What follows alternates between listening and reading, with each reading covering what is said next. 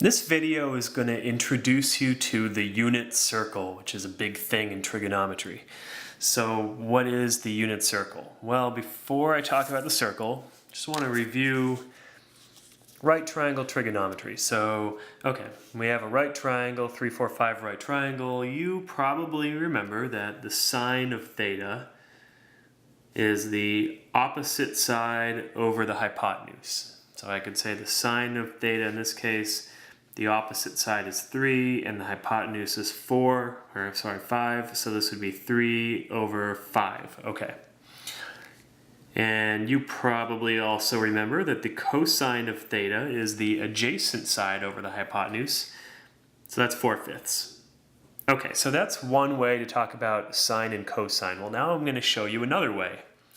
And this involves the unit circle. Okay, so what is the unit circle? The unit circle is a circle that is centered at the origin that has a radius of 1. That's why they call it a unit circle.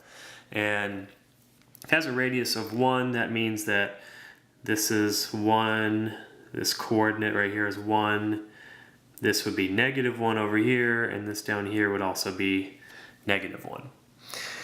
Okay, so how do we get sine and cosine from this? Well, let's pick a point on the unit circle. How about that point right there?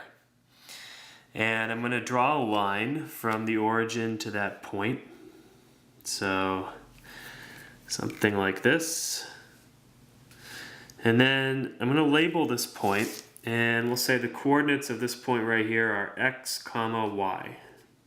Okay, so, all right. Sine and cosine. Well, we need an angle if we're going to talk about sine and cosine, and let's call this angle right here theta.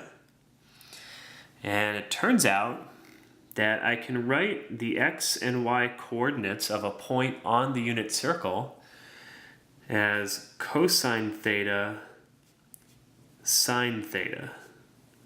So let's think about that. So this is saying that the x coordinate of this point, okay, so if I draw a line down here, the x coordinate would be this point on the x-axis right there. That's saying that the x coordinate is the cosine of this angle, which is defined as the angle between the x-axis and a line drawn from the origin to the point. And then the y-coordinate, well, that looks to be about here.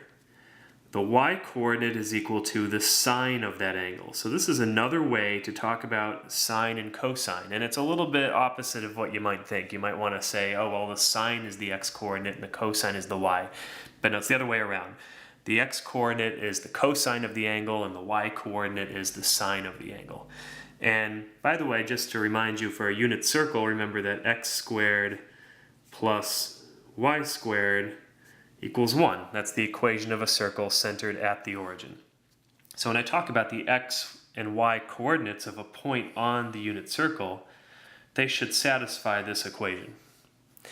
Okay, so just to review, you can think of the cosine of theta as the x coordinate of a point on the unit circle, and you can think of the sine of theta as the y-coordinate of a point on the unit circle. Now this will probably take some getting used to because it's a little bit different from how we talked about sine and cosine before, but this gives us a whole new way to think about trigonometric functions that's actually going to help when we try to graph them.